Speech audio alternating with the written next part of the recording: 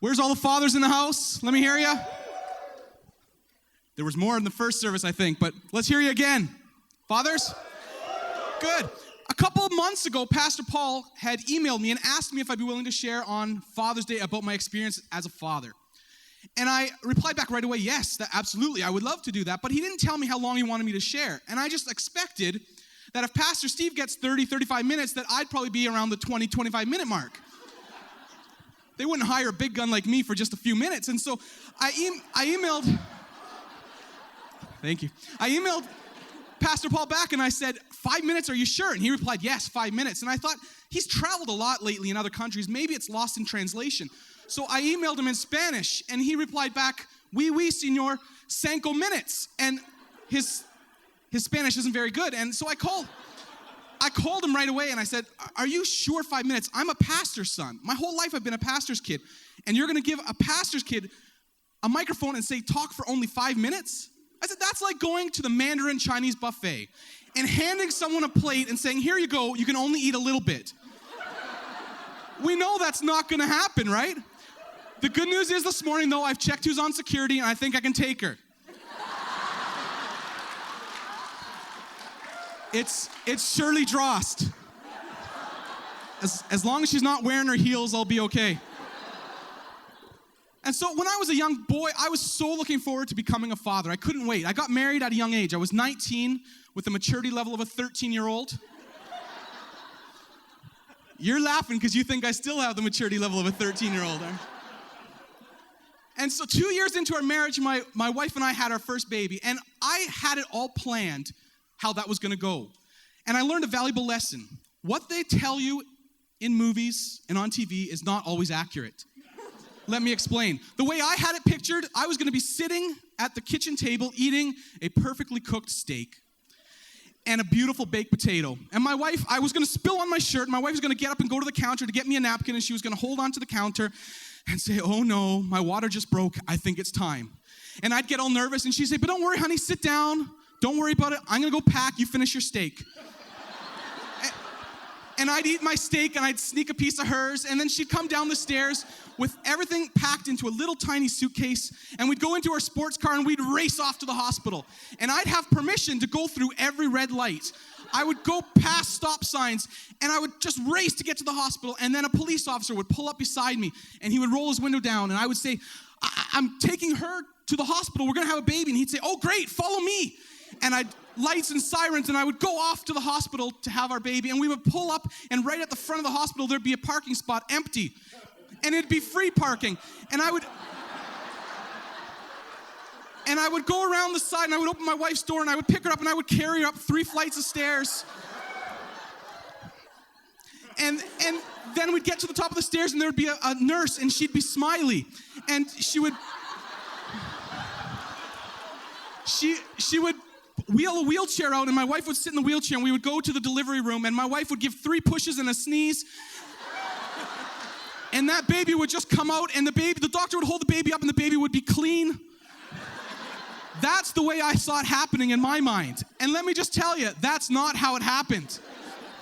There was no water breakage. The doctor called us and said, just come in 2 Fridays from now at 5 o'clock in the morning, and we'll induce your wife, and you'll have your baby that way. Where's the excitement in that? I got up early at 5 o'clock, and I woke my wife up. I said, it's time, let's go. And we went out to the car, and we drove, and I asked, honey, can I at least speed a little bit? No, you got to be careful. And we got there. There was no parking out front. There was no parking out back. I had to pay $10 for parking 2 blocks away. I finally got my wife to the hospital carrying her 3 bags of luggage. I think she thought she might be there for 3 or 4 months. We got everything there. We got up to the top of the stairs. There was no nurse to greet us. There was no smiley nurse to greet us for sure. And we went in and we saw all kinds of paperwork to fill out. Stacks and stacks of paperwork. I wasn't expecting that. I mean, I can understand asking me my blood type. I'm the father. You want to know that, right? But a whole page on whether or not I get gas from eating Thai food?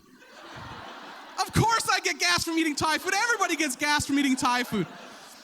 So we filled out all the paperwork, and we went in, and we sat, and we waited, and we waited, and we waited. Finally, I stopped the nurse, and I said, ma'am, what's taking so long? She said, well, we haven't even induced you yet. It's too busy, which is code word for we're going to wait till night shift comes on and takes care of you. So we waited longer and longer, and finally at about 1 o'clock in the afternoon, I was upset. I was frustrated. I went out. I said, Sherry, I'm gonna go tear a strip off this nurse. I've got to go talk to her. And I went out, and before I could say a word and get upset with her, she said something that just calmed my voice, my heart. She said, sir, why don't you go for lunch? Now, normally lunch really excites me, and this day it did extra special because I remembered it's a weekday. And during the week, they have Pizza Hut buffet open, right? So I got my wife and we got in the car and we raced as fast as we could. We went through every stop sign. We went through street lights. A police officer rolled up beside me and rolled his window down and said, where are you going? And I said, we're going to Pizza Hut buffet. And he said, okay, follow me. Lights and sirens, we got there and we tasted everything. We had the meat lovers. We had to the edge. We had double stuffed crust. We had it all. They had veggie pizza. We didn't have any of that. And then we finished eating. We went back to the hospital in a great mood, ready to have our baby. And I thought to myself, what father can say he gets to have Pizza Hut buffet and a baby in the same day? I was so excited. And we got there, and the doctor met us there, and he induced my wife. And I thought, any minute now, we're going to have this baby. It's going to be perfect. My dreams are going to come true. And we waited and waited, and she pushed, and we waited and waited. And the baby came out and went back in, and came out and went back in. And after an entire day of labor, my wife was frustrated, and she just wanted this baby to come out, and the doctor was nervous, you could tell, and the nurses were whispering amongst each other, and I knew something was up, and I said, Doc, give it to me straight, what's going on? And he said, well, if your wife doesn't get this baby out in the next few pushes, we're going to have to do an emergency C-section.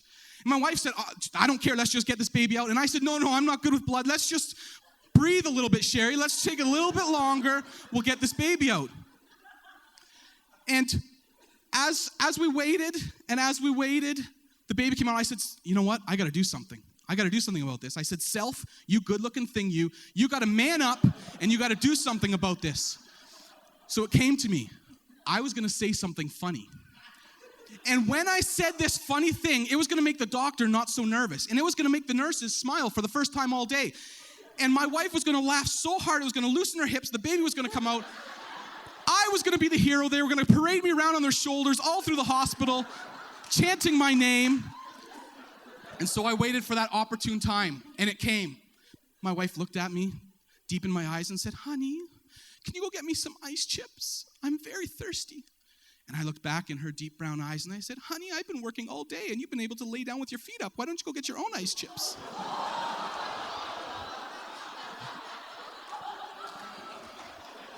See, Sherry, some of them laughed. It must have been funny. So after the nurses helped me get the nose to stop bleeding, the doctor knew he needed to help me, so he said, sir, why don't you come down here and give me a hand? And I went down, and I sat beside the doctor, and I saw my baby's head crowning, and I was so excited, and that's the last thing I remember.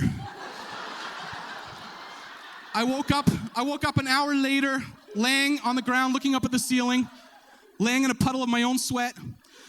The janitor was mopping around me. And I got up, I dusted myself off and said, you did it. That joke must have worked.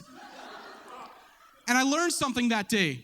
Guys, your ladies are built for having babies. Men, you are built for eating pizza.